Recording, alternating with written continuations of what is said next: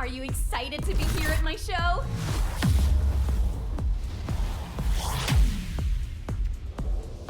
Hope you all enjoy it and have fun. Hey everyone, welcome back. Today is a super exciting day because the first Descendant released the biggest update we've had since the game launched.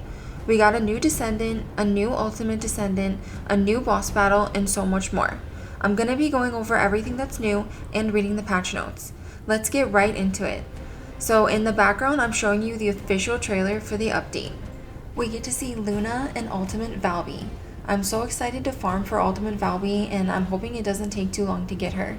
Same with Luna. I'm anxious to try playing her, and I don't want to wait.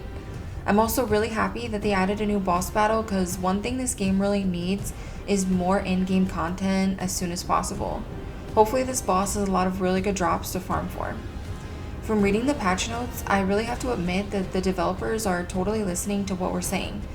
They're not ignoring our criticisms or complaints about the game, and they're obviously actively working on solutions, which is pretty impressive. I'm going to read the patch notes pretty extensively. I tried to highlight the really important changes and new stuff. So first, let's talk about Luna, the inspiring new support in the first Descendant, whose enchanting melodies empower allies and lead them to victory. I'm going to quickly go over Luna's skills. Stage Presence changes Luna's weapon to her unique weapon, performing the notes in time to the music by using skills or hitting monsters, stacks and increases her skill power modifier. Passionate Stage makes Luna play upbeat music, increasing the skill power modifier of Luna and her allies.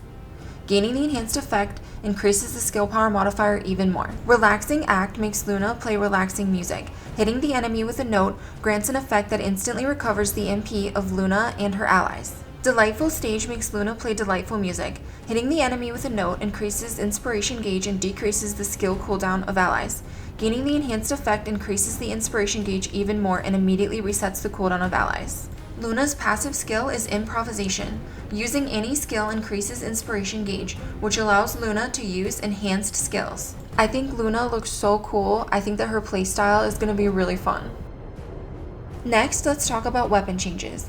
They've fixed an issue where the ultimate weapon, Thunder Cage's unique effect, would deal more than 1.33 times damage when monsters were clustered. Instead, Electric Shockwave now deals 2 times damage regardless of the number of enemies. So technically this is a buff because it went up from 1.33 to 2. They've buffed Nazistra's Devotion's critical hit rate and critical hit damage. They've decreased the trigger rate of bombardment of Greg's Reverse Fate, but now it also triggers when the weapon is fired at unshielded enemies. They've increased Enduring Legacy's critical hit damage from 1.7 times to 2.3 times. They've increased Secret Garden's critical hit rate and critical hit damage. They've added a new ultimate weapon called Peacemaker, which has an effect that enables you to fire loaded ammo in a single quick burst when taking an aimed shot.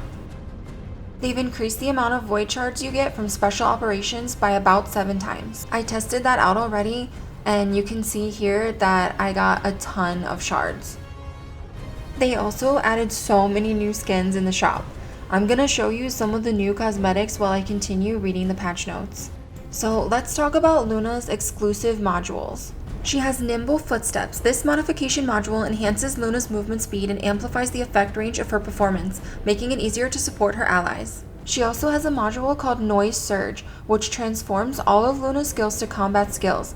Performing the notes in rhythm unleashes a powerful AoE attack. When the inspiration gauge is full, summons a moving stage where she dances to recover MP and shield. They've added a new hard difficulty Void Intercept battle, Gluttony.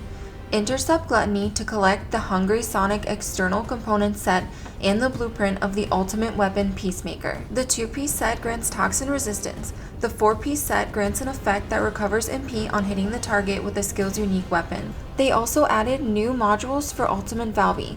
The first is Spiral Tidal Wave.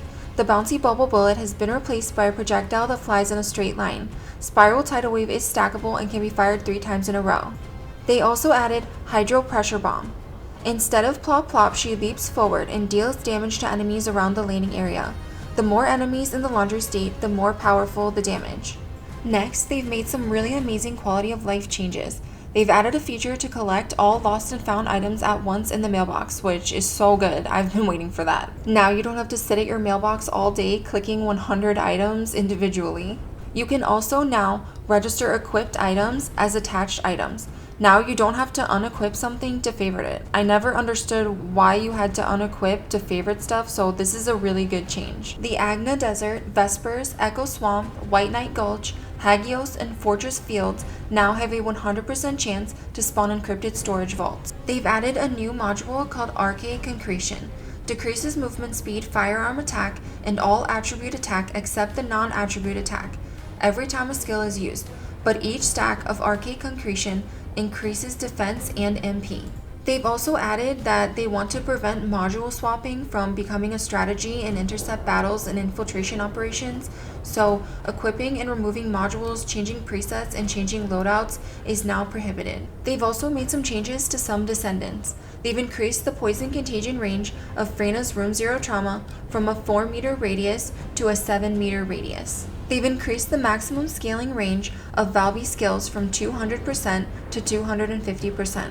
They've also increased the maximum scaling range of Blair skills from 200% to 250%. They've changed the blizzard generated by VS's Glacial Cloud module to be triggered instantly without delay. Next, I'm going to talk about one of the director's comments, which is huge. The comment says, "Today, I'm going to outline the dev team's plans for issues that are discussed frequently by the community. Drop rate improvement plans. While all of our drop rate systems are operating fairly in the first Ascendant, we do understand that some players are struggling with drop rates. To address this, we're planning to introduce a new system where you can more easily get the item you want after repeating the activity a certain number of times." To me, this sounds like Final Fantasy XIV mount farming, where if you don't get the drop after fighting the boss a certain amount of times, you basically get a guaranteed drop. I think this would be an amazing change. Next, they talk about how they're working on a system to dispose of leftover items. This is another amazing change because what this means is that when you have a bunch of extra like Valby codes, enhanced cells, and things like that, they're not just useless, you can exchange them for something that you actually need. I've been hoping for this change for a while, and it makes me so happy to see that the developers are actually listening. Next, they talk about supporting build diversity. We hope for more builds to exist in the first Ascendant, and we want an environment where players are free to experiment with different builds. However, we've found that it is difficult to take advantage of loadouts after assigning socket types. The dev team is planning to provide an environment where completely different builds can be created by assigning each loadout with different socket types. Next, they talk about balancing. We want the meta builds to change from season to season. We want the descendants and weapons that are effective in new content to be different from those in previous seasons. Also, we're looking to increase the proportion of firearm-based combat in the end game. Our goal is to keep changing the effective builds. They've made some changes to Amorphous materials. They've removed a lot of materials and replaced them with AA versions. Specifically, these are the amorphous materials you'll need to farm for Luna and Valby. You can continue to use the amorphous materials you already have, you just can't acquire more. You can only acquire the new versions. That's everything you need to know about the changes in Update 1.0.5. Personally, I'm a huge fan of everything they've added and all of the changes they've made. I think they're really listening to the players and making good improvements. If you enjoyed this video, please subscribe. Thank you so much for watching, and I'll see you in the next one.